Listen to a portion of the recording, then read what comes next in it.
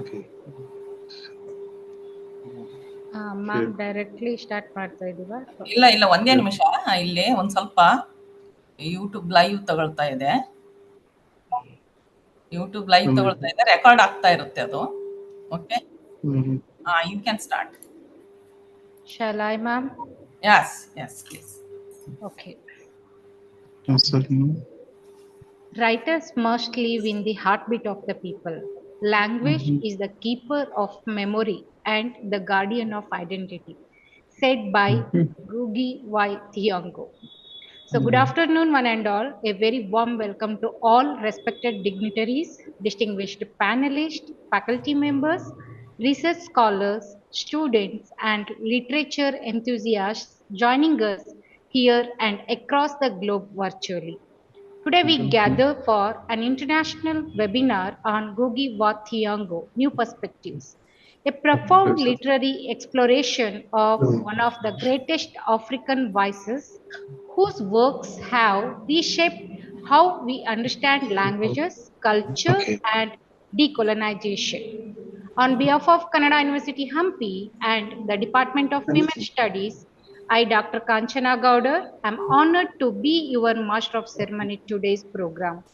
To formally begin, may I now invite Professor Shailaja Hiremat, Chairperson, Department of Women Studies, Kannada University Hampi, to deliver the welcome address. Madam, please. Respected Dr. D.B. Paramashivamurthy, Honorable Vice Chancellor, Kannada University, Hampi, distinguished panelists, esteemed faculty and scholars, dear students and participants.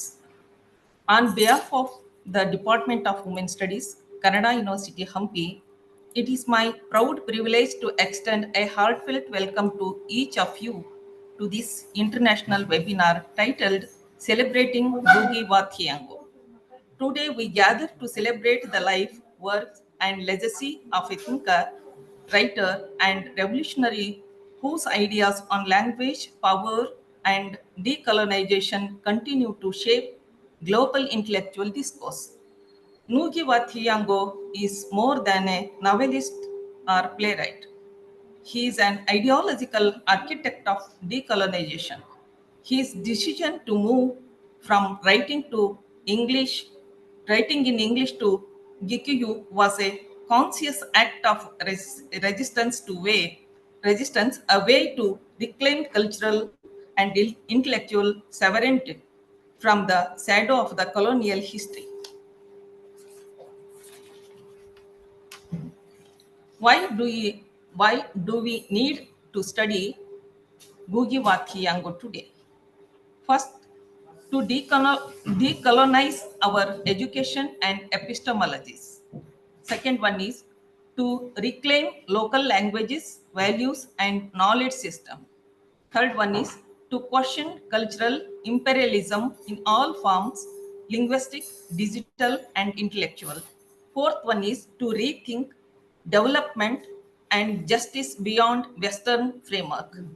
Fifth one is to connect struggles of caste, class, gender, and race through a global lens. His life urges us to reflect deeply how do we define freedom in modern India and beyond. How are our institutions still shaped by the colonial legacies? What voices are still unheard in our society, classrooms, and policies?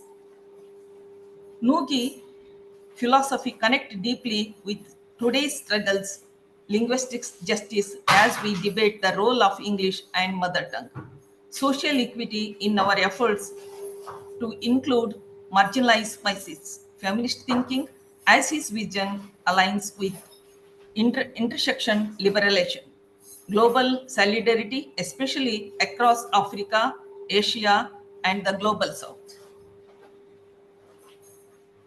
Dr. D.B. Paramashivamurthy, Honorable Vice Chancellor, Kannada University, Hampi, presiding over this event with his visionary leadership and commitment to intellectual inclusivity. I am glad to welcome him to this webinar on behalf of Women's Studies Department, Kannada University, Hampi.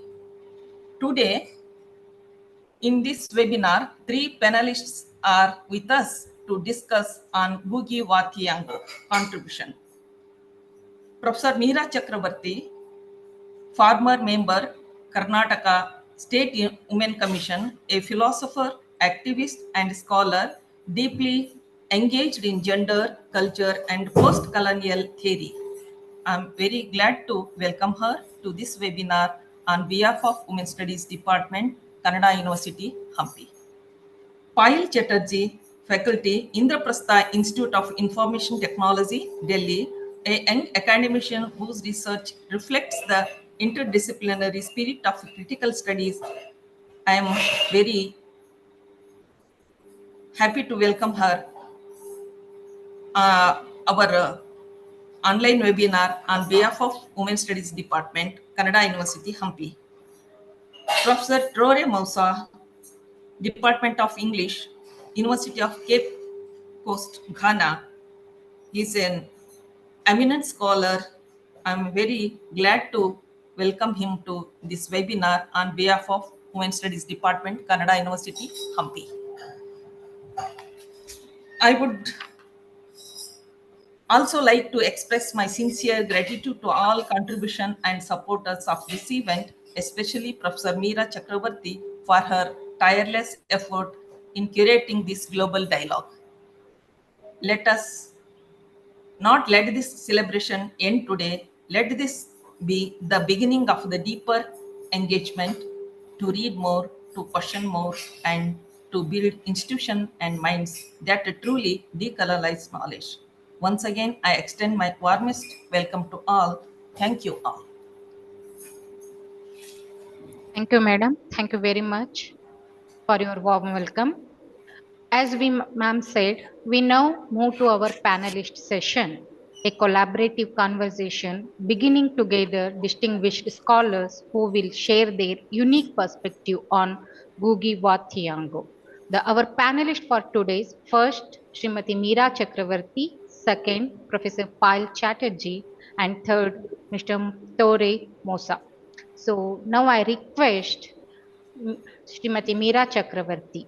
Madam, the screen is now yours to share your reflections. Please, ma'am. Thank you. Thank you very much. The topic is celebrating Nagugi Thiong'o question of existence. At first, I must express my gratitude to Dr. D.V. Paramashivamurthy, the Honorable Vice Chancellor, Kannada University, Hampi, for his consent to hold this webinar celebrating Nagugi Thiong'o. It's an excellent topic to reflect on, given that Professor Thiong'o is a landmark author celebrated in many countries. It is also encouraging for me to see that Professor Vijay Punacha Tambanda is also attending the program. The esteemed people will be, I think, attending from their rooms because it's a weekday, so everybody is working, the vice chancellor and the registrar, but their cooperation is so heartening. Thank you very much, sir. I'm sincerely thankful to the chairperson of the Women's Studies Department, Dr. Shailaja Hiremat, who, despite a lot of schedules and other engagements, has been continuously in touch with me while running to press and other places to make this venture fruitful. Kudos to her and her team. Now, coming back to the topic, it is indeed a pleasure to attend the discussion on Professor Nagugi Thiong'o's work, covering an array of topics from different perspectives.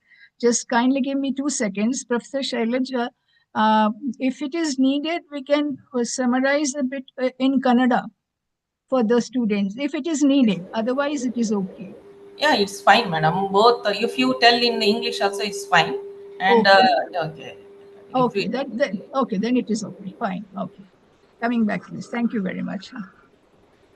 the Kenyan novelist and post-colonial theorist Ngugi Thiong'o, Professor Musa will correct me because our spellings of the names may be a little bit bizarre.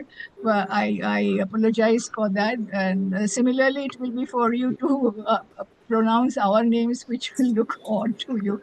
So having said Yeah. that, Professor Thiong'o is the East African leading novelist and an important figure in modern African literature. His writing is said to have reshaped the literary field and the perception of Black people.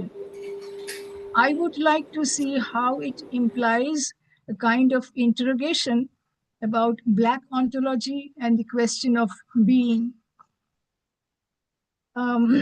His book, of course, there are of literature, if you see a lot of writing, and I have just selected one or two. So, Decolonizing the Mind presents a distinctly different ideology, offering a new conceptual framework to build upon the real images of the colonized people, while discrediting the ugly descriptions of them by the hegemony.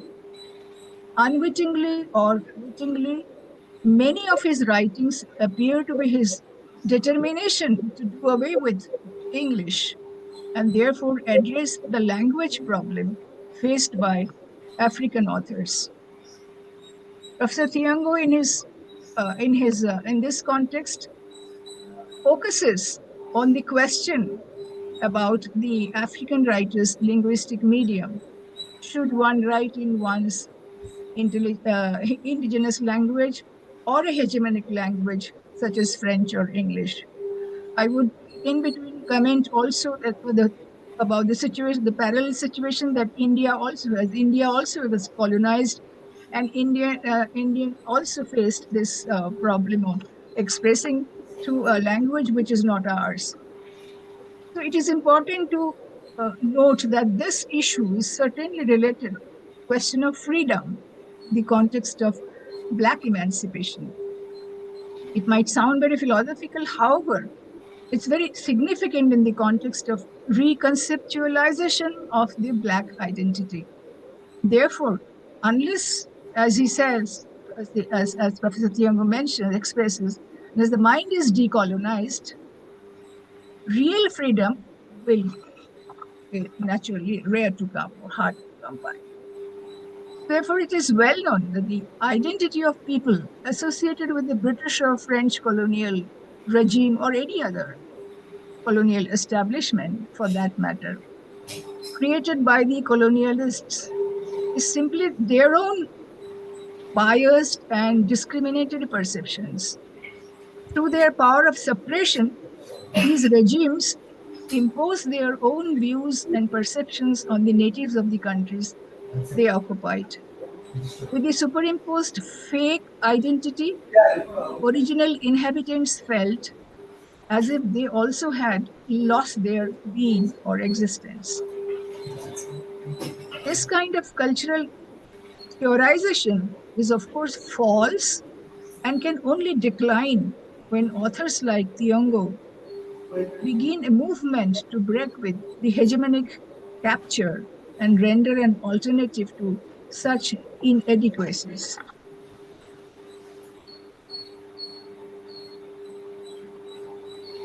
Hence, it takes an epistemological gap between practice and concept as a context to reflect on the exploration of an alternative perception, because the reflection may help to develop an internal critique of the reimagined identity and its understanding as well. The polarized space that Black people are inhabiting is the space between abstract existence and disappearance. We have enough examples of this. We have seen the examples like George Floyd, who died in Minneapolis after Derek Chauvin was filmed kneeling on his neck for about 8 minutes during his arrest. for allegedly using a fake $20 note in a shop with these flimsy reasons, as if to further alienate him. This imposed identity has also come to be accepted as a natural phenomenon. Consequently, this led to their alienation through such polarizations. And over the years, this framing came to be leveled as natural and non problematic, which can be declared as a systemic notion. But one can explore how, in this context, the myth regarding Black people can be burst into show how this myth has been nurtured by the corrosive forces all along, with the added dimension of racist oppression, making it a systemic notion of the culture of the Black community. Accordingly, various implications may be considered important to uncover a multifaceted disparity that has prevailed all along, which could help facilitate a reimagined uh, identity of the Black people. This has also happened in the Indian context. I'll show you a little later. To break away from this racist narrative, we have to explore an alternative that Thiong'o would have speculated on, which appears to be more liberatory image, because we can note that he wished to write in the local language. At times, he would translate his writing from the local language. In Indian context, Tagore did the same thing. He wrote in Bengali, and the for your information, those who do not know, that his Nobel Prize winner, the Gitanjali, it was written in Bengali, and he himself translated it later on in English. In Thiong'o's context, Gikuyu, I hope I'm right, Gikuyu, is the language, local language to English. Thiong'o has translated. This is an important perception to understand that people are rooted in their own language and culture, which actually goes to build their identity. In the same context, we can see how the change of name from James to Gugi Thiong'o. You know, Gugi Thiong'o's name, he was born as James Thiong'o. He changed his name, and this was perhaps pursued by Thiong'o, which remains part of this perspective, that one is not borrowing an fake name, fake identity. Therefore, we must remember the history of enslavement of the colonized people. It applies to both Africa and African states and India. In this context, Black people is not the actual history of colonized people. So we must remember that the history of enslavement of the colonized people, in this context, the Black people, is not the actual history of the colonized people. It's an unfortunate phase of life that took a long time to come to an end. The native people had their roots in the indigenous culture, just as it happened in our own Indian context. The British regime tried its best to destroy our cultural heritage and impose a fake identity. It doesn't mean that Indians did not have their own identity, rooted in their own culture. However, that's why we have a lot of expressions where our culture was. If you see Mohandas Karamchand Gandhi's uh, rebel for spinning charka, etc., which is a broader aspect, and not going to that. However, we must know that it is generally the group of people who rebel against such behavior of the colonialists to maintain their community identity despite the regime's oppression. People like Thiong'o and groups and the rebels everywhere, they strive to survive the catastrophe and become determined to preserve their cultural diversity. And that is why we find that the native people have sacrificed their lives to cling to their real identity. This has facilitated, in the long run, creation of an awareness that enables questioning the imposed identity. You question the identity that is imposed on you by the colonial culture. Therefore, the internal critique helps in this exploration to render a self identity based on the experiences of belonging to one's territory aesthetics and culture, etc. People's engagement with their stories, myths, and other expressions of culture becomes engaged with an epistemic shift to explore who they are. Thiong'o is an icon in the post-colonial context. He talks of language, culture, and identity, and he pleads for a decolonized mind and the use of local language as instruments to combat cultural imperialism. In Gikuyu, Thiong'o recovers cultural sovereignty. This is a quote from Goals, and repudiates colonial hegemonies. Quote over. This aims to address self knowledge that can affirm one's identity as an integrated, cohesive, and affirming, leading to the sense of beingness, which is the original identity of the colonized people. I stop here, and thank you very much. And we will, when we discuss, I think many more points will come down. So, hand over to uh, Ms. Gaur,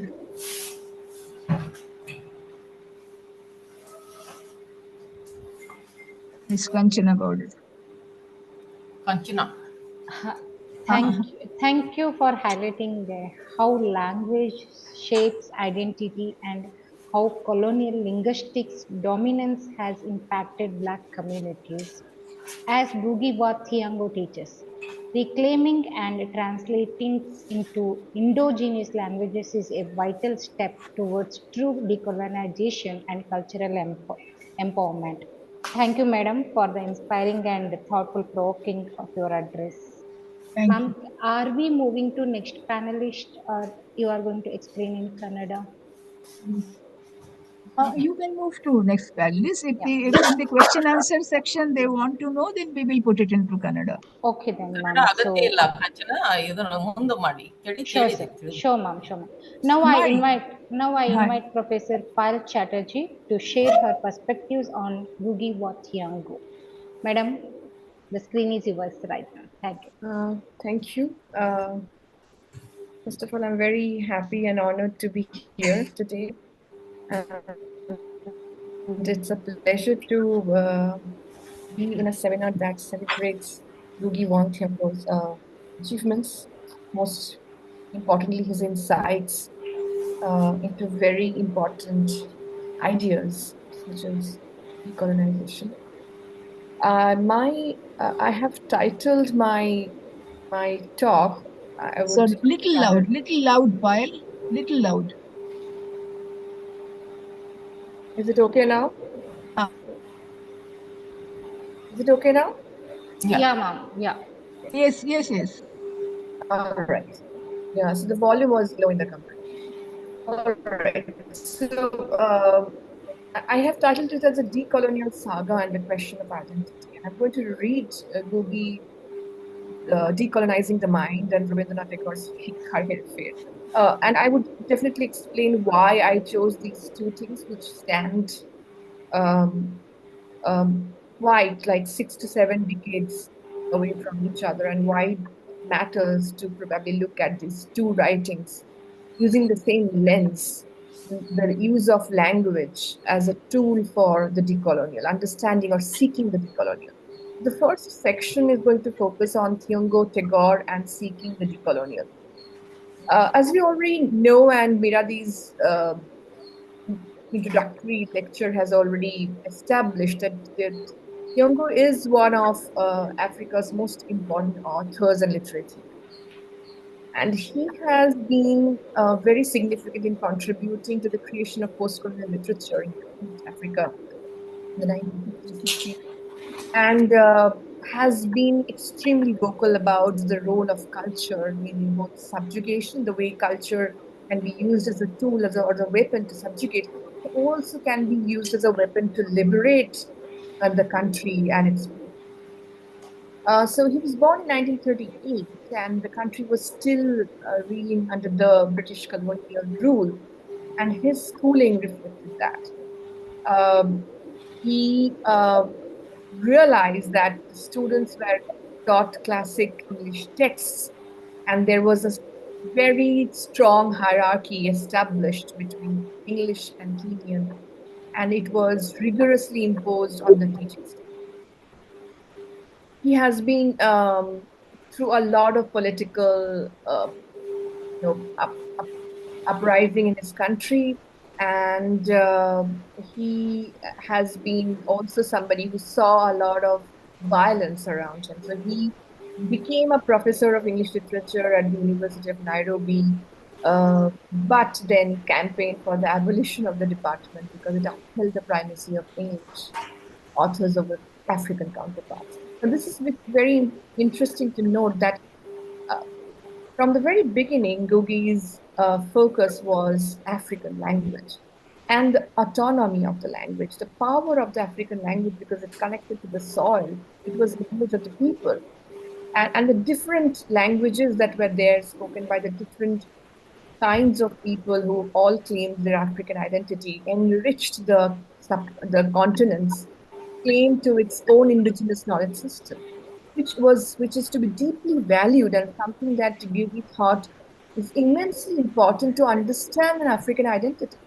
So, alongside his academic work, he's published books and plays on overtly political themes, of course, were unappreciated by authorities, and he was jailed in 1977 because of his work. But he was designated as a political prisoner, and then, of course, he upon his release, he lived first in Europe, then he moved to the US, and then he continued to teach as a distinguished professor in the Department of English and Comparative Literature at the University of California, Irvine. Um, to make the long story short, the two primary identities that come out of uh, Wat Thiong'o's life is that he was a decolonial thinker and an activist. So what is decolonization? Decolonization is a historic process that picked up momentum in the second half of the 20th century, whereby the several countries of the global south, in Africa, in Asia, in Latin America, that successively gained independence from the European colonial rule and became sovereign modern nation states. Now, when they became sovereign modern nation states, they realized that just a territorial independence from a foreign or an external ruling power alone could not bring an end to all the social, political, economic problems that was there for a very long time. Because imperialism has its root deep into the cultural mindset of the colonies. This fact was realized long before the independence from colonial rule. Of course, in India also by Rabindranath Tagore. And hence, therefore, even the territorial and political decolonization, it was important to realize that one needs to seek and decolonize the minds of the people through educational reform by first trying to give value to its language.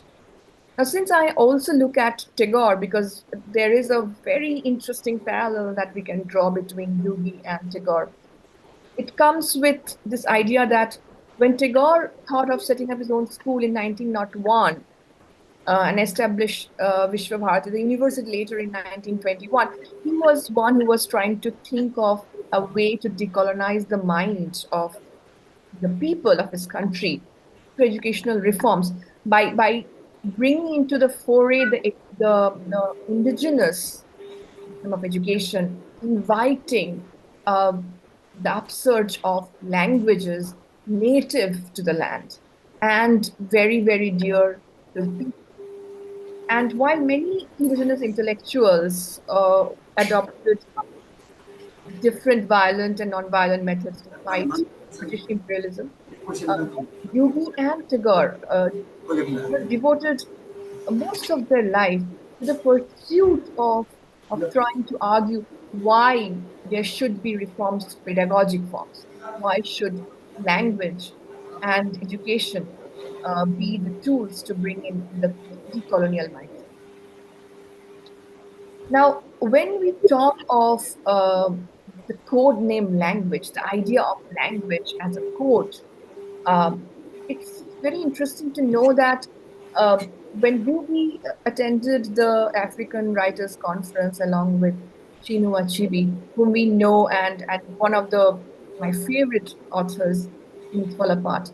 When we talk about the context of discussing African literature in the framework of decolonization, it was not that very easy to start, and it became something because the language and culture are very important tools and instruments of colonization, giving priority and prestige to the English texts, English language, the modes of expression, and how you can create a system in which the supremacy is given to the language, the English language, compared to looking at the indigenous African and Indian languages to be inferior in value of expression and meaning making. That became a very important way that had to be broken. So English culture was something to aspire to. People look forward to learn English and emulate. And English language was the medium to work if you wanted to be taken seriously. That was a mindset that's still there to a large extent. But Googie and many years earlier, Tagore could confront that, and that was very essential. Why we should read about these two thinkers. The economic and political control of people can never be complete without cultural control. It's the culture that binds a nation together. So in 1968, as a professor of literature, as a professor of English literature, he campaigned for the English department to be added. And he argued that the syllabus completely ignored African authors and did not include Africa's enriching oral traditions of storytelling. That the syllabus gave impression that the English authors spoke universal truth and rather than being bound by their own cultural context. It was very important to establish or re-establish the oral traditions which were so enriching, so insightful, so naturally connected to the soil of the country back to the curricula for people, for students to value it and read it. And then it was a debate not just about a pedagogical revolution, it was a debate that brought in the idea of self respect and rejecting the practices of the colonial period. It, it was about bringing into an inclusive way of thought processes to lay down something as fundamental as a mother language for as a way to reach out to people in the country. Um, One of his seminal works that is also known as a cultural bomb is Decolonizing the Mind, where he talked about, where Ruby talks about the role of literature and culture during colonialism. So culture and language are used to make the colonized feel inferior. And therefore, you automatically feel obliged to accept the culture of the other, the ruler, the authority, as something that should be taken for granted by default. You should be amalgamating that into your system. African children, therefore, who encountered literature in colonial schools, universities, were thus experiencing the world as defined by the European discourses and their European experience of history, where a lot of aspects of what were the harmful sides of colonization were never really explained. Their entire way of looking at the world and their immediate environment was Eurocentric. But this type of education, of course, makes you disregard your own culture. People were told that their societies were not progressive. They were taught about the achievements of the English culture. And it created a notion of shame, which is very anti the notion of identity. And it was a reverence, a cultured, practiced reverence for the West. This was an enforced ideology. And it by default made one think about the Western superiority and something that is at the center of the natural order of things. So the effect of this kind of thing was to annihilate people's belief in their names, their language, their environment, their tradition, their history, their heritage, their unity, their capacities, and everything came into were questionable by their own people. And by contrast, celebrating African cultural achievements, Gugi wanted to undo this colonial mindset, which is the crux of his decolonial ideas. And that was, of course, the political reach storytelling, where he tried to claim that one needs to understand the importance of language. And he said that every person, whether in Africa or Europe, has a right to their mother tongue or to the language of their country. And this was something fundamental to understanding that language is at the core of a decolonial identity. So this foundational text of post-colonial thought has influenced scholars, writers, intellectuals globally. And since his first publication in 1986, it has been one of the most, I would say, intriguing and very, very insightful critique that it offers about linguistic imperialism in the post-colonial scenario. And language becomes the repository of culture. It is where the receptacle of culture. It is where culture can flourish. It is where culture can be disseminated. It is where culture can be appropriated. And it is also where culture becomes something that you can deal with on an everyday basis. It's not something that's to be celebrated on occasions. It is something that you live. It's a way of life, something that Tagore has constantly argued in most of the writings. Even in Shikhar Herfair, he noticed the ambiguity in which the colonial education was trying to create a servile mental attitude towards serving the authority. It was not giving them the autonomy to be thinkers, to be critics, to be creators, to be creative enough to generate their own worldviews. It was making them more and more narrowed into a kind of framework of thinking that was pleasing the Western authority. Similarly, when we see Googie looking at, um, you know, when he's arguing that language is inseparable from culture and that culture is the product of people's history. It's directly connected to people's history. And therefore, when you're writing in a colonial language, you are not really being neutral. You are following the way in which the colonizer has kind of, uh, primed you for a thought process. So it is necessary, according to him, to reach a broader audience. And hence, translations to indigenous language and the choice for reading African literature, having mode of education that is suited to the kind of environment that the country generates. And he announced his decision to exclusively write in, I will not be able to pronounce it the best way, but Gikuyu, characterizing it as a form of resistance. Language from a weapon of the colonizer becomes a weapon of resistance. And that is the transformatory work that Gugi did while he was trying to talk about the decolonial mindset and attempted to create literature around it. Because without literature, it doesn't become a very important integral part of the culture. Grounded, the literature is grounded in the experiences and worldview of people. It becomes a way of life, of the way of looking at things that one can relate to, one can practice, and one can become, it can become a part of one's thought process.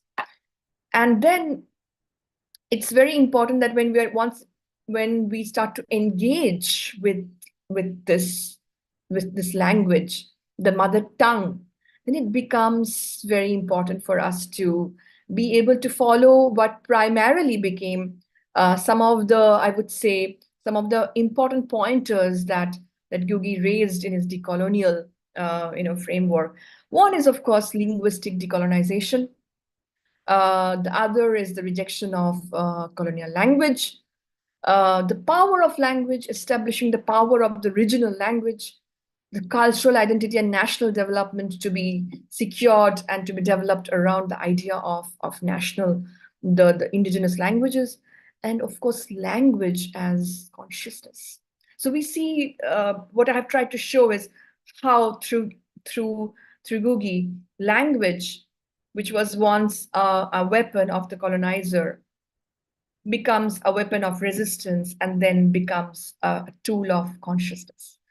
And this persistence of the importance of native language and the empowerment after consciousness, it's the empowerment. So language actually travels the four layers from being a tool of oppression to become a tool of resistance, to becoming a framework of consciousness, through to becoming an identity and empowerment through language. These are the four aspects that Gugi touches and tries to argue why we should be looking at his work and why it is so relevant today to understand and then celebrate the value of the differences that we have around us and celebrate natural, regional language and the vernacular to educate people and create a parallel system of education that values our stories.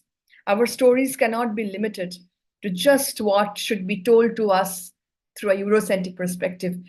It should be a way, as Tagore said, and I would like to end with that, a meeting of differences, a meeting of different cultures, East and West, coming together. And then the dialogue can happen. It is only through a very healthy, inclusive, dialogic space can we create a better world where education is not controlled, education is meant for liberation.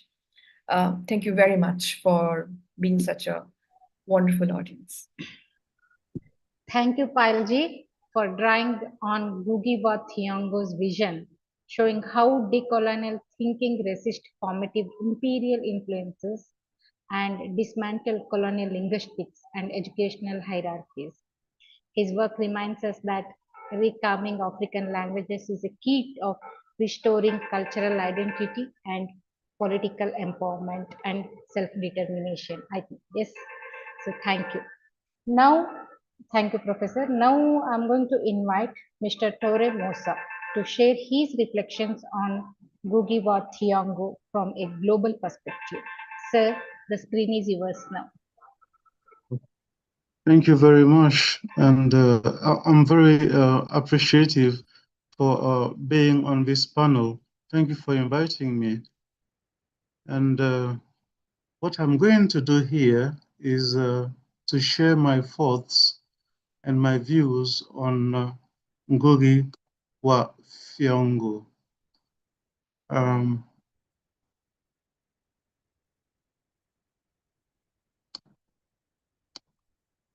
Yeah, I'm going to share my slides with you. And what I'm going to do is to sort of give details on what has been said by my predecessors, especially, the speaker who just was on the floor before me. So my presentation will be fleshing out what has been said before by, I would say, other speakers. So I'm going to sort of prepare to sort of share my slides with you. Give me just a second, please. Yeah, a second.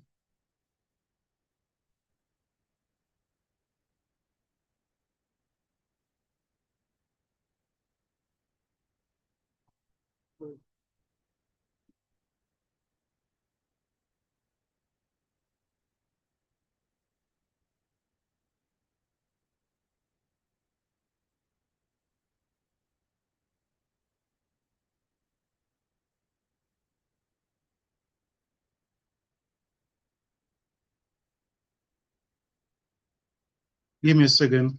I'm preparing to share my slides with you, and my tea is helping me. How do I share the slides here for everybody to see them? Oh, the share is out.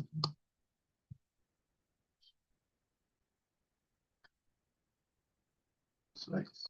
Yeah. Yeah. Yeah.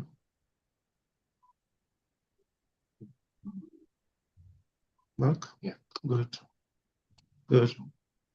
Sure, sure. Please, can you hear me, please? Can I continue? Yeah, very good. Yeah, sure, sure, sure. Good. Right. And need to see the slides. Very good. Yeah. Thank you. So what I'm going to start with is, as I told you, the personal life of Ngugi wa Thiong'o. You know, as it has been said before, Ngugi is known as the East African, I would say, leading novelist. Now, and he's also an important figure in African literature. He's of Kikuyu descent, and he was named James Ngugi, and later, you know, through his ideology and some changes and events, rebaptized himself Ngugi wa Thiong'o. And one thing that sort of affects his work is the context in which he was born. He was born to a family whose land was repossessed by the British. And at the same time, his childhood coincided with the Mau Mau uprising. Now, his education, Ngugi studied at the Makerere University in Kampala. You might wonder why he did not go to school in the country where he was born, which is Kenya. I think his life was threatened. Very early, they saw in him a radical, you know, a danger, a revolutionary who might bring about a change. So he had to flee to Kampala in Uganda. And that rather helped him because he joined the African Writers Conference that was held in 1962. So Ngugi says that in his new country, he found his voice as a writer. So that, I would say, migration, that relocation helped him because it allowed him or enabled him to know that he was a writer. Then later, you know, in Kampala in Uganda, he got a scholarship to go to Leeds in the UK to study. And that's where his novel, The River Between, was published. Now, I'm going to talk about his views and his work. Definitely, one cannot talk about Ngugi's work without talking about his views. His ideology trickles into his works, and his ideology sort of fashions or models or molds his work. So Ngugi started writing in English first, and then, as we said initially, he veered into his mother tongue, which is Kikuyu. Now, after that, he became a strong advocate of African literature in African languages. So several works were written first in English, The River Between, and many of them were translated into English, into Kikuyu, because Ngugi himself was a founder and editor of the Kikuyu language journal, which is called Muturi. Now, in 2016, Ngugi was involved in a certain movement. It's called the Upright Revolution of why humans walk upright. That again put him in the limelight because they saw him as somebody who was a threat to, I would say, the ruling regime. Again, and that book was so popular that it was translated in more than 100 languages. So that again threatened the government of his country, not the government of Uganda. So in 1977, Ngugi, you know, embarked upon, I would say, a movement which is called the Theater for Revolution, Theater for Change. What does it mean? It means that he would go to his hometown, I would say, mobilize people, gather people without any extra effort. You know, he would talk to old men, old women, young people, you know, and give them roles to play in certain plays, in drama. In a nutshell, he showed that anything that the Western language could do could be done in African languages. And he also showed that the myth around areas like drama and others could be removed. You don't need a special theater, you know, to sort of stage a play. A simple classroom can be enough to stage a play. So that's why he calls what the theater for revolution. And Ngugi showed that in literature, theater or drama is the most, I would say, potent, I would say, a tool to sort of bring about changes in society. So a theater of revolt. Ngugi was one of the writers who sort of practiced the most the theater of revolt. And by doing that, he encourages spontaneity and his audience participation in performances. Instead of the audience being passive, watching, watching plays that are performed in Western languages, Ngugi sort of brought on board, or say on stage, some African populations, his people, were taking part in the plays, in the shows. So he sort of debunked the myth of the Western language.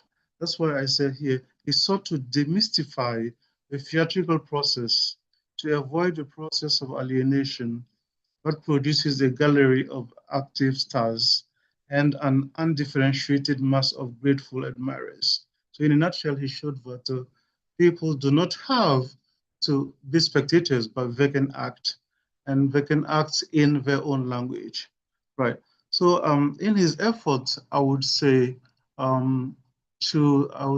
aggrandize and propagate, I would say, the use of African languages. Um, he sort of wrote a play, actually, in his mother tongue, which is titled Ngahika Ndida. It was commercialized, became a success, but at the same time, it was shut down again, you know, because they found it as, a threat to the ruling regime. And when Ngugi was imprisoned because of that by the regime of Daniel Arap Moi in his country, when he was released, he fled again to Uganda, you know. So that's where many of his works were written, Weep Not Child, The River Between, and many others. Now, Uganda enabled him to discover his own voice, as I told you, as a writer, and Uganda enabled him to discover Kenya. Is strange enough, but by being in a foreign land, he discovered more his, I would say, native land, Kenya. And by being away, he rather relived his life in his native village. That's an interesting phenomenon. By being away, you get to know more about your origins. So he discovered his hometown country, if you want, by being away from his hometown. Then I'm going to talk about the literary and the political position of Ngugi and his works. So his novel, A Grain of Wheat, marks his embrace of Fanonist Marxism.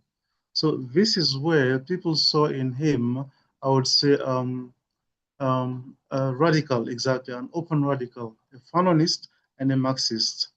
And no wonder, when they arrested him, they sort of went into his house and took away all the books that were Leninist, Marxist, Fanonist, and others, you know.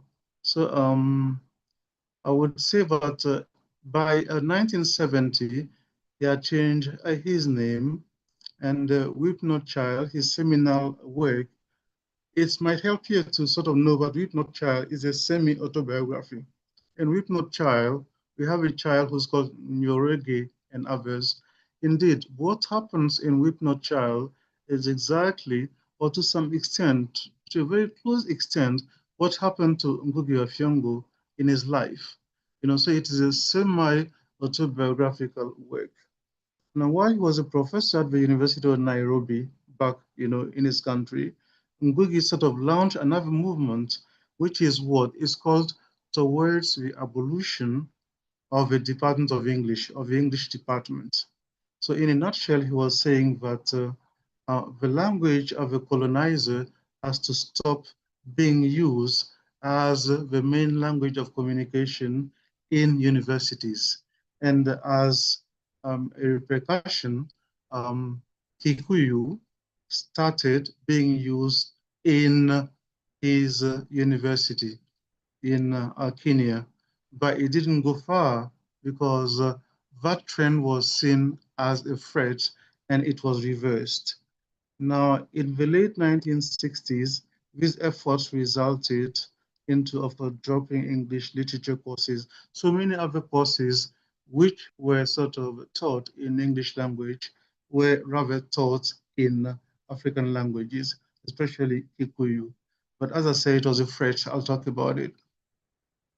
Now, in 1976, Ngugi helped to establish, the Kamiritu Community Education, and Cultural Center, which is organized around African theater in his area.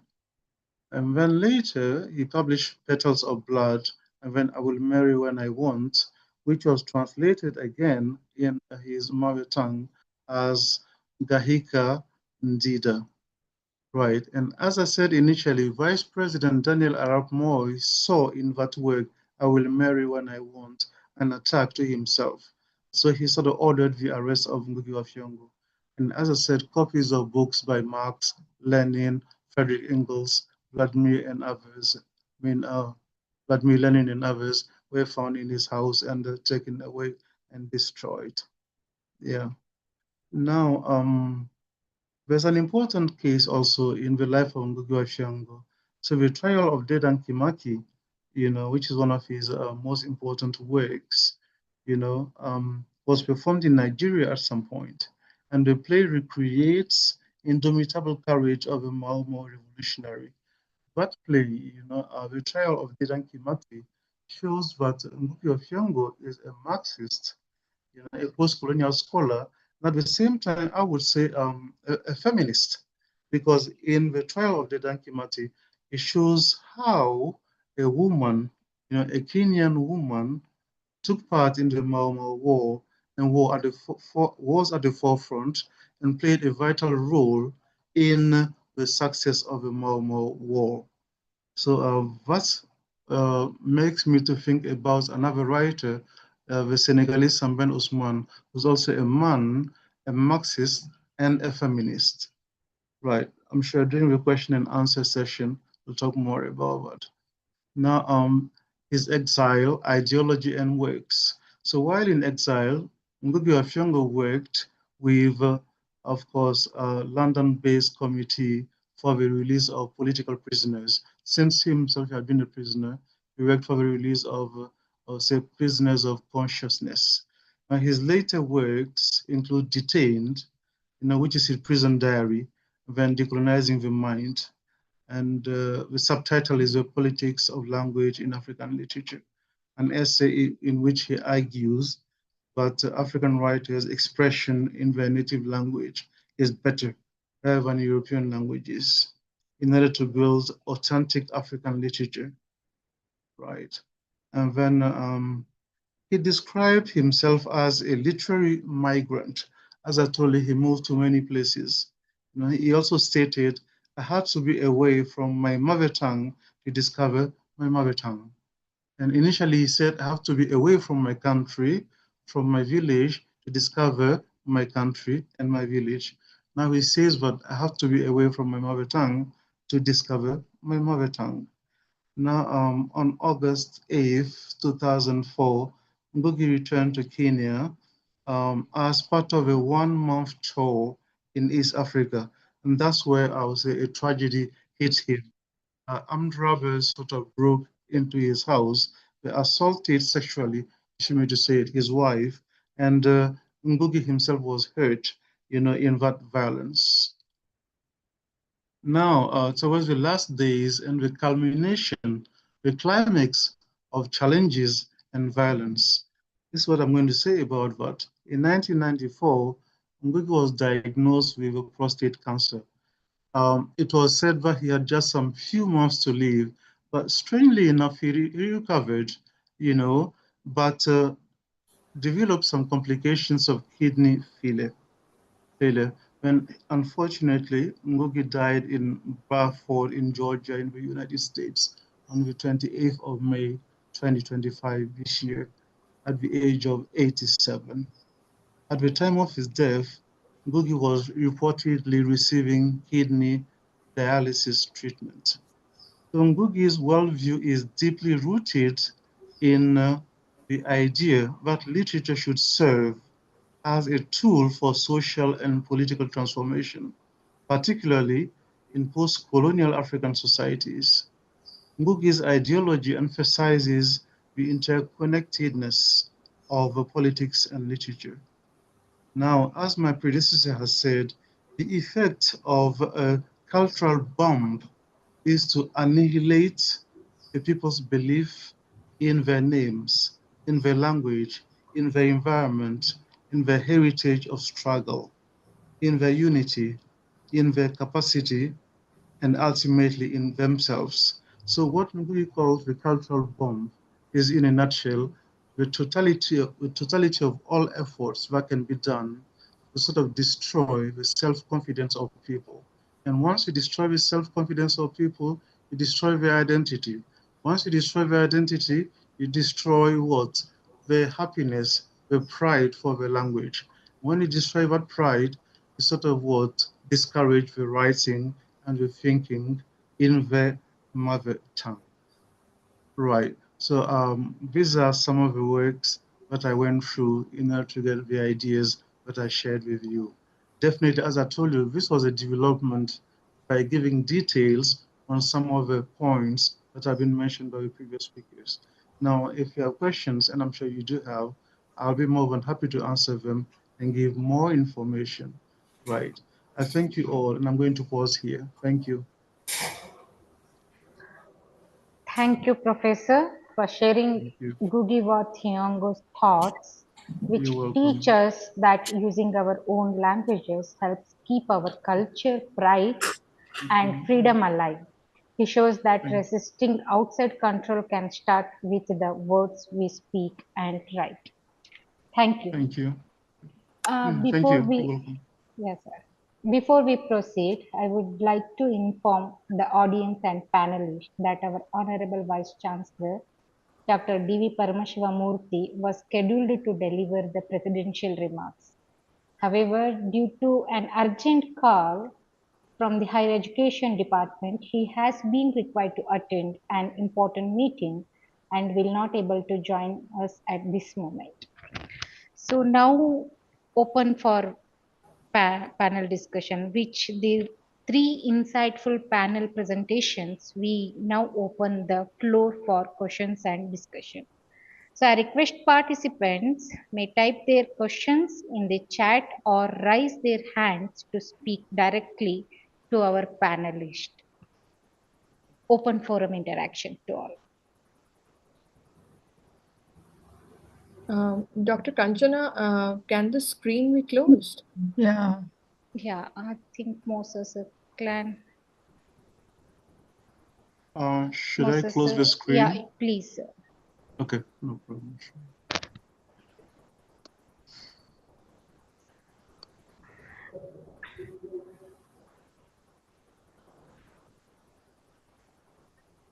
Any questions, Yeah, participants? is it better This, now? yeah. It is not yet Okay. closed. It's not yet So- closed, sir. No, sir. Okay. Okay. Hello. Ah, yes, please. Yeah. See, I have a question. I'm Jyoti from Tumkur University. Can you hear me, Shailaja madam? Ah, yes, please. Yes, please. Yeah. So I have a question to Professor Mausar. Sure. Sorry. And Musa so, Traore, yeah. sorry. Yeah. Go My ahead. question is mm, Mm, Googie has done so much for Kenya and to just for its, I mean, how Kenyans are remembering his legacy for what he has done all his life. He just did lot of sacrifice for the language to uplift the pride of Kenya, and how people of Kenya are remembering him today, means after his death. So I just want to know how are they looking at him? How do they identify themselves with his legacy and what he has done for Kenya. Okay, very good. Thank you. I'm going to answer this question by some information that I heard a couple of months ago. It's very strange, but this is first-hand information. I have some colleagues who went to Europe. Can you hear me? Yes, sir. Yes. Can you? Yeah. My colleagues went to Europe, precisely to Sweden. And in Sweden, they got to realize that at the Department of Languages there was a special group who was working on a project. And that project was what? It was aimed at studying the language of the youth on the streets of Kenya, following the model of Ngugi wa Thiong'o. So today, the youth in Kenya, they speak a special language, which is Kikuyu, and at the same time, they use another language, which is English, mixed with Kikuyu. You know, so what Ngugi did by writing or by switching his writings from English into Gikuyu is being done today aggressively, and I would say with more, I would say, hope, because it is done by the youth. So it is something which is going to be very, very potent, very strong, or something which is already strong and which is not going to stop now. That's the first thing. You know, so the language of the youth in today's Kenya, you know, being the language, the kind of language that Ngugi wa Thiong'o recommended or advertised in his writings before he died, you know, that's an important thing. I think this is something to sort of keep the legacy of Ngugi wa Thiong'o. And now the other thing I want to say has to do with the issue of statues. The statues being demolished in Africa, the statues of people from other nations being sort of what, pulled down by the younger generation. So in Kenya, the movement is what? To erect some statues that I would say celebrate Ngugi wa Thiong'o, and to also rebaptize, rename some education centers after Ngugi wa Thiong'o. I heard of 2 polytechnic universities whose names are going to be changed and they are going to be named after Ngugi wa Thiong'o. And I heard of some statues that have been demolished because they reminded people of colonization. And those statues are going to be replaced by the statue of Ngugi wa Thiong'o. That's the little contribution I could give as an answer, please. I don't know if I answered your question. Yes, yes, sir. Thank you. Thank you so much. Thank you. Yeah. Any others? Yeah, this Usa, this can be from the screen. It can be removed. Yes, Moses. Yeah, we can't see each other. Moses, can you stop the screen? Yeah, the screen. Huh? Sure. I think you have to close the PPT and stop Yeah. the screen, share screening. So, Meanwhile, participants can even type their question in Kannada, where we can translate to sir or madam panelist. If anybody yes. are having a questions in Kannada, they can write in Kannada, we can translate to panelist. Yes, surely. Meanwhile, I'll ask Musa that you know this signifiers like white egg, etc., is in the African context of African bourgeoisie. As a whole, Gugi said they suffer from white egg, as described by Fanon in The Wretched of the Earth. Now, Fanon sees the African bourgeoisie as having a kind of, identification with the worst aspect of Western bourgeoisie. So how does Gugi try to answer that? The white in these terms of a class and identifies with the Western bourgeoisie. How would he try to uh, change the Yeah. signifier? Okay. Yeah. Right. Thank you. Thank you so much, Mira. In trying to answer your question, there's a quotation that comes to my mind, and I mention it to my students all the time. You know, Ngugi wa Thiong'o is the author of one quotation, which is very big and important. This is what he says. He says that the white man left Africa, white man with capital M, but he left behind an apparatus, a material that functions as a perfect surrogate white master. In other words, Googie is in other words, Googie is saying that the white man left, but he left behind, a tool which is even more dangerous, more powerful than the physical presence of a white man. And what is it? What is the education? The textbook. So I've been telling my colleagues and my students that the choice of a textbook, in our colleges, in our universities, in our primary school, secondary schools, is very, very important. Because if we keep following the curriculum left behind by the colonizer, we are just working to serve the interests of the white master.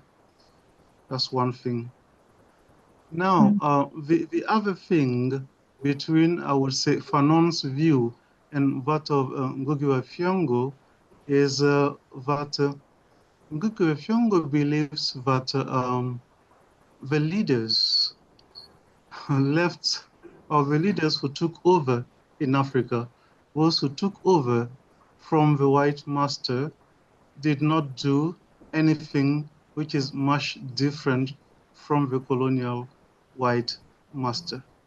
That's what forced him to sort of what, reevaluate and bring back onto the scene, onto the stage, the African languages, African policy, and everything. So in a nutshell, I would say Ngugi did a kind of praxis, or he practiced what Frantz Fanon was saying in The Wretched of the Earth. Yeah. So in The Wretched of the Earth, Fanon talks about what the colonizer and the colonized, the colonized being downhill and looking at the wealth and the pleasure of the colonizer uphill. So that dichotomy is something that Ngugi wa Thiong'o shows exactly in the cities, of Nairobi, in the cities of Kenya, and he works towards suppressing that gap. And that caused him, I would say, it nearly cost him his life.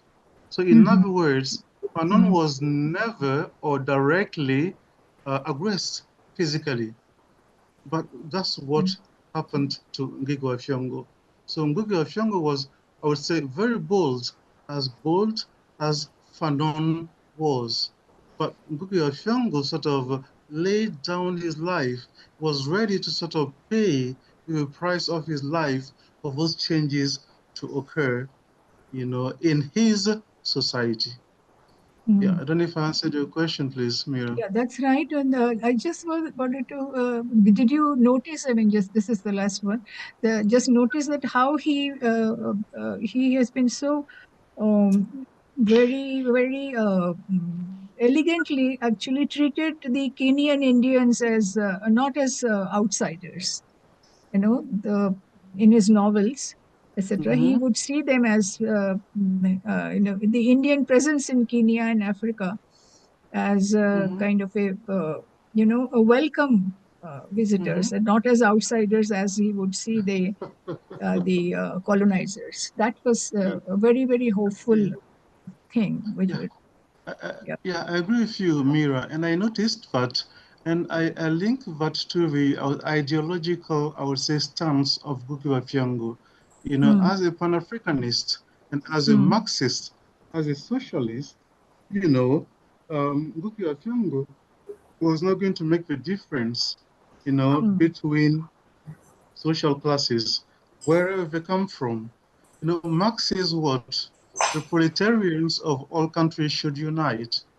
So, you know, to Boogie, um, Indian, or let's say Asian workers, Asian scholars, you know, Asians who belong to different social classes could easily move to Kenya and continue practicing their skills as long as there's no oppression. So that's what I could say. You Yeah. know, he was in favor of the movement of people, the free movement of people who could use their skills for the development, for the happiness of people of all nations, or of people of other nations. You know, that's what I Yes. could say. To Yes. Yes. reinforce your point, Mira, you're right. Yes, Right. Yeah. yes, That's yeah. yeah. Thank you. Okay. Payal, if you just say something. Mm. If there are any specific questions, Miradi, I would definitely like to take up. There is no any questions in chat box too, as well No, as we can even. see you. One moment, Kanchana.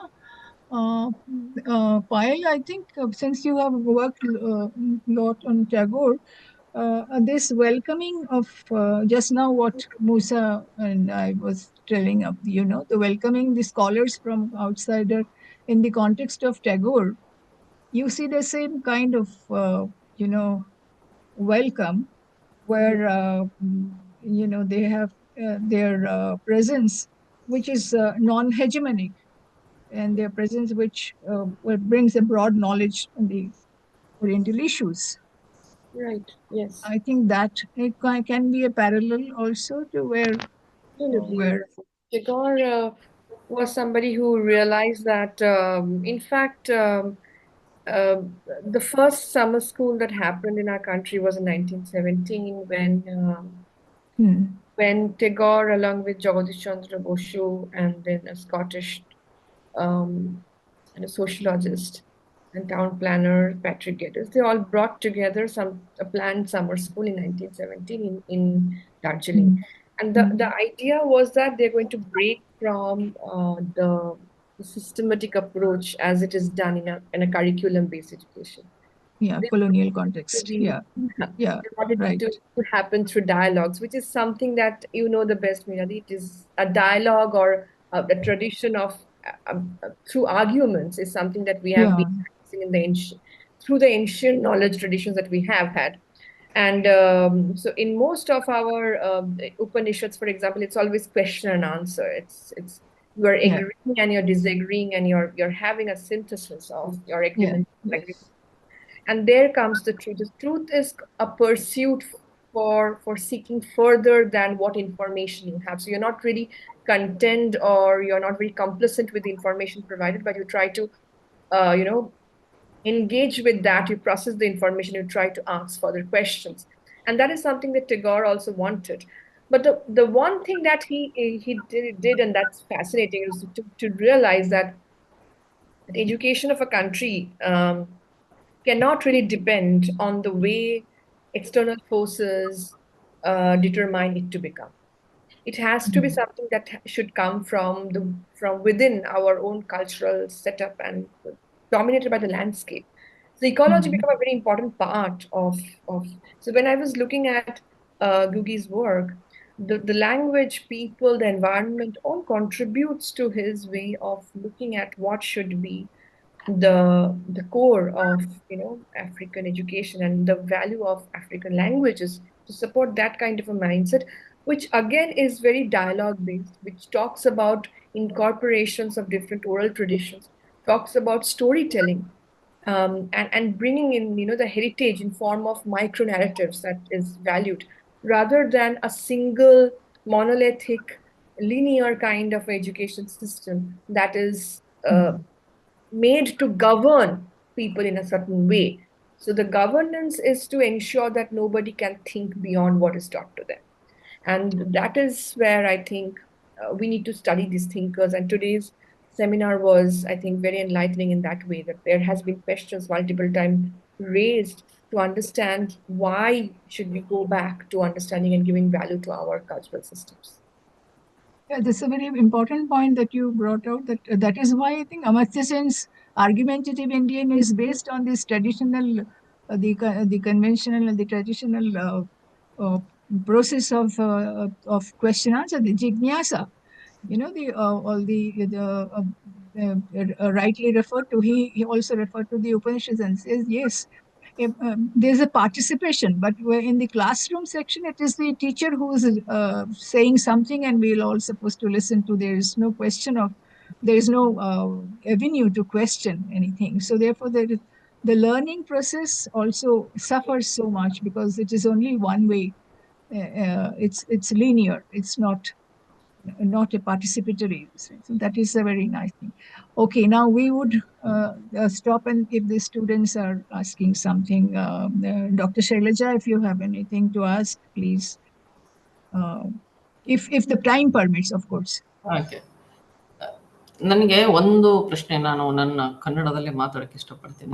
ಹೇಳಿ. ಒಂದು ಪ್ರಶ್ನೆ ಏನಂದ್ರೆ, ನಾವು ಸ್ಥಳೀಯತೆ ನಮ್ಮದು ಅಂತ ಹೇಳುವಾಗ ಅಲ್ಲಿ ಎಲ್ಲವೂ ಸರಿಯಾಗಿದೆ ಅಂತ ಒಪ್ಕೊಳ್ಳೋದು ಎಷ್ಟರ ಮಟ್ಟಿಗೆ ಸರಿ ಅಂತ.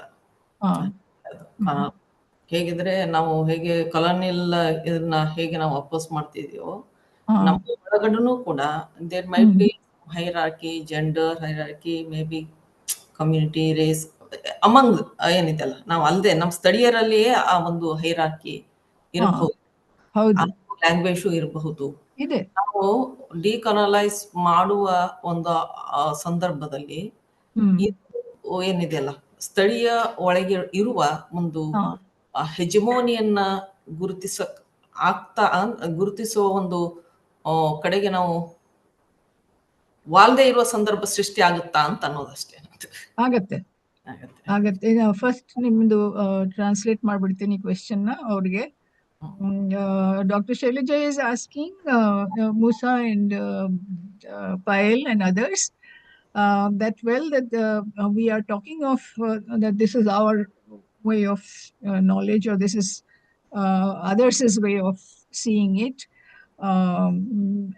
So when I say my tradition, this thing within the tradition itself, there could be a lot of space where the hierarchy is practiced.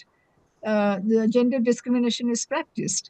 And how do you try to deal with this? How do Alva, Shailaja? Yes, So, yes, that is why I will answer in English only. Currently. You will. So that is why there is this questions of the when we talk about women's perspective, we are trying to reread these writings which have been seen so far from the point of view of patriarchy, from the point of view of men. And therefore you have we actually our epics, the women in our epics are very if since Payal also mentions storytelling, and Musa has also referred to the storytelling in the tradition, indigenous tradition. So you will see in our storytelling, like in Ramayana, in Mahabharata, the Draupadi doesn't take things lying low. She's asking, after she has been badly treated in the Sabha Parva, in whatever you said, in ರಾಜ್ಯದಲ್ಲಿ ರಾಜಸಭೆಯಲ್ಲಿ ಅವರು ರಾಜಸಭೆಯಲ್ಲಿ in their palace, and she was badly treated. She's asking question as to how can you treat me when you call that this is a righteous path? Is this the way that righteousness only applies to men and doesn't apply to women? How dare you treat me like this? You know the story of Draupadi. ನಿಮ್ಗೆ ಗೊತ್ತಿದೆ, Draupadi story ಗೊತ್ತಿದೆ. ಅದು ಹೇಗೆ ಆಯ್ತು, ಅವ್ರದ್ದು ಚೀರಹರಣ ಮಾಡುವಾಗ, ವಸ್ತ್ರಾಪರಣ ಮಾಡುವಾಗ ಅವ್ರು ಕೇಳ್ತಾರೆ, ಇದನ್ನ ಧರ್ಮನ ನೀವು ಧರ್ಮ ಅಂತ ಹೇಳ್ತಿದ್ದೀರಾ ಅಲ್ವಾ? ಯಾವ ರೀತಿ ಧರ್ಮ ಬಗ್ಗೆ ನೀವು ಹೇಳ್ತಿದ್ದೀರಾ?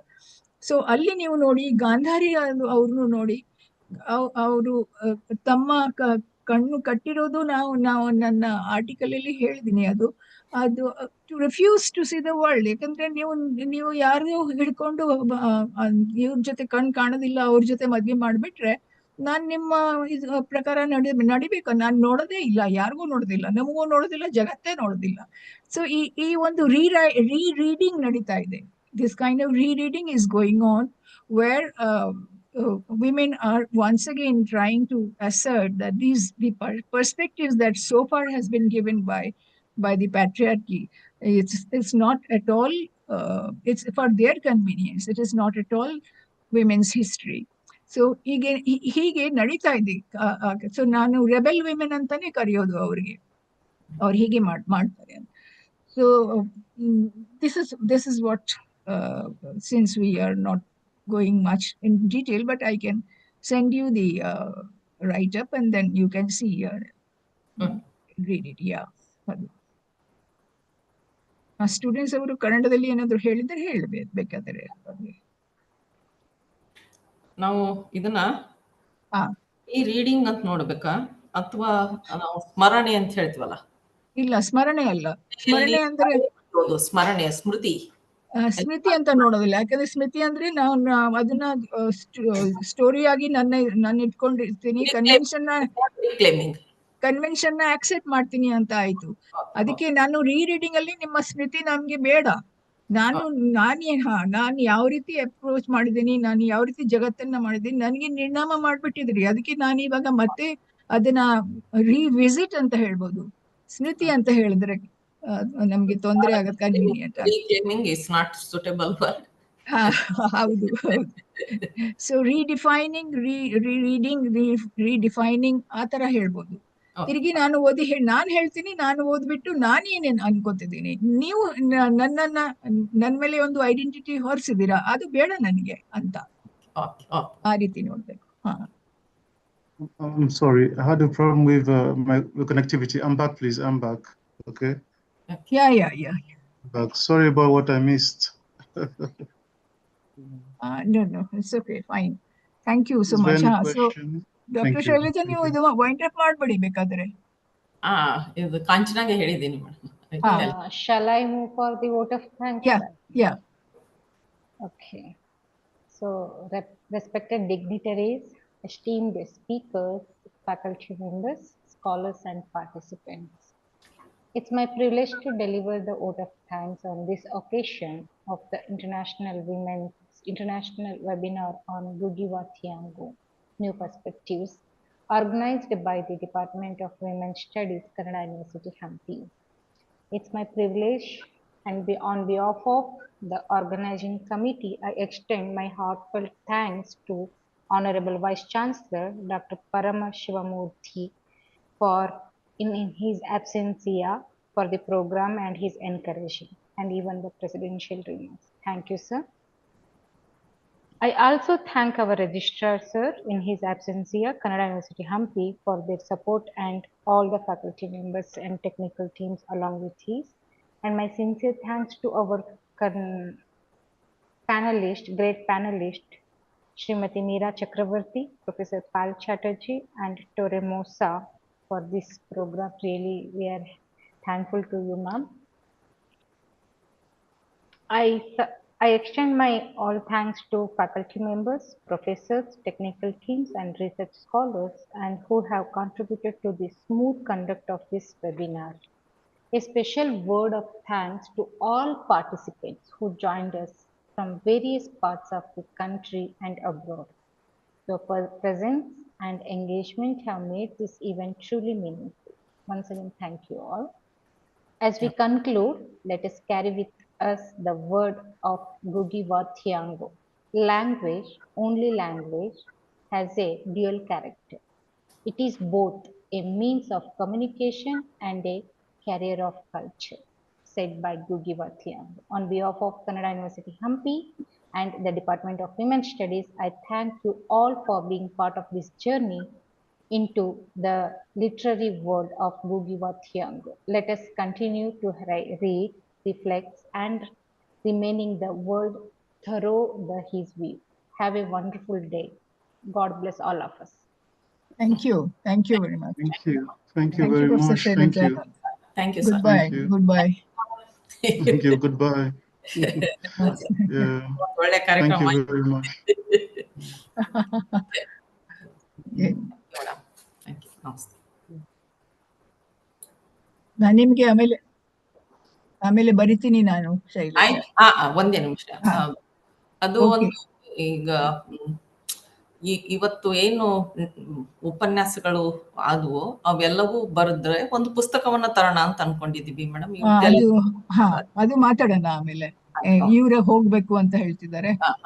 ಆಯ್ತು. Thank you very much.